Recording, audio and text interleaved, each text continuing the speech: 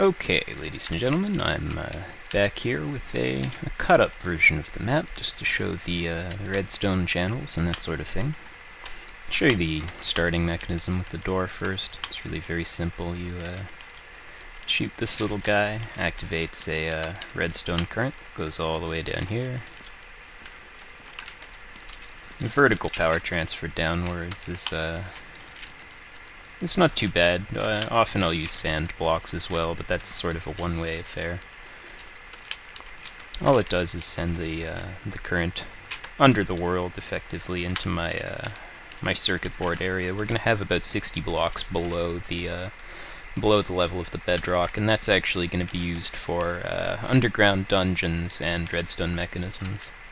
And just empty space for us to use. And I know that this is technically inefficient. I could use a glowstone channel that's 2x1 instead of this 1x1 shaft, but you know, sometimes I do things inexpertly or inefficiently, and then I don't bother changing them because I kind of it gets to the point where I don't really mind that much. Of course, this is an easy fix, but I won't get into it anyway. So you know, you shoot your arrow, just transfers the current, and boom, there you go. Opens up your door. A little bit of water, but that's okay. Anyway, getting into here, it's also very simple. It's a you know, similar scenario here. If my arrows would actually shoot properly, it might be easier. So you can see the inner room here is actually smaller than the outside of the temple, and I've used that to hook up redstone channels around the area. This just lights up, sends redstone current up, pulls down this dispenser, opens up the water shaft, and then this current that goes down leads to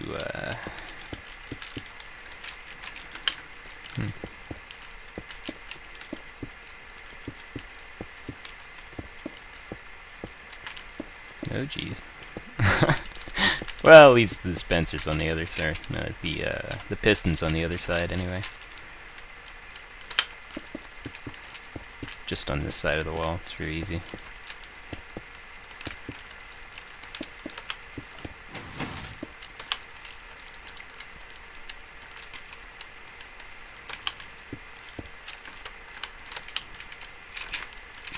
Same deal on the other side, just mirrored.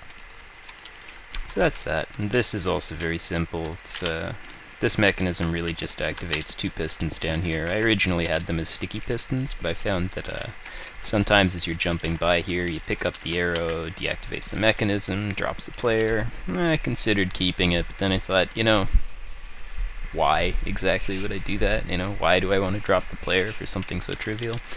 I don't really, so I've left them as non-sticky, and these platforms become permanent the first time you activate it. But it also opens up a water channel by activating this piston. Really a very simple mechanism. And these guys are, they're simple as well, but they use vertical power transfer in a very efficient way. I like to use sand sometimes because it means you can have a 1x1 shaft for vertical transfer downwards, and it's pretty quick as well, not very laggy either. Just a piston, drops my sand.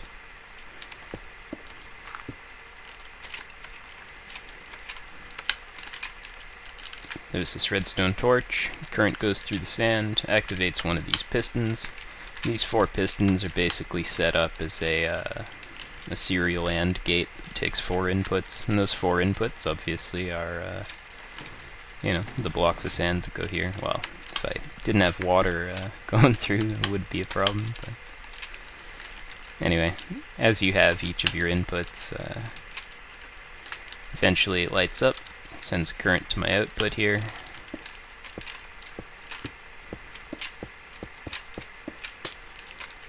Well, I'm destroying the mechanism, but no biggie. This is a test map copy, so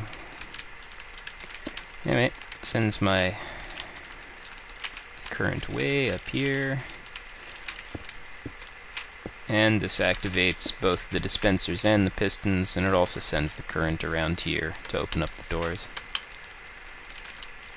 And yeah, that's actually about the extent of the mechanisms. It's really very simple. It's not very difficult to do, but you just need to plan buildings and maps in advance so that you have space for redstone mechanisms. And generally I do that by designing buildings with redstone shafts in mind. I'll say, you know, the exterior space can be slightly larger than the interior space. I like to cut corners and things like this. This actually gives me 2 shafts of 2x1, and a 2x1 shaft is good enough for either vertical down or vertical up, and that's great.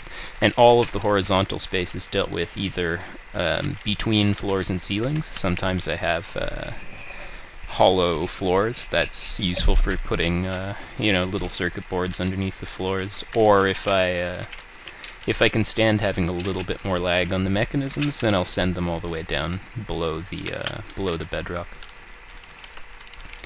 And that's it, really. That's the setup for the whole map. It's the setup for the well, pretty much every map we make. So, well, not every map we make. The other one with Stalos and Roth is you know, the mechanisms don't go under the world, but we're thinking of actually taking those and expanding them into their own games, and then eventually putting these things together, because Stalos and Roth were originally meant to be played as a multiplayer map, and it's a bigger barrier to entry. We think that starting off with maps that are single-player accessible is probably a better idea, so yeah, you know, hope you found this informative, and you know, like and subscribe and all that good stuff really helps us out. And we really do appreciate commentary, comments. If you have any questions, you know, concerns, if you're looking to do something in your own map and you'd like advice, you know, anything of that nature, it's great. We'd love to help you. We'd love to hear from you. So, thanks guys, and thanks for watching. Bye-bye.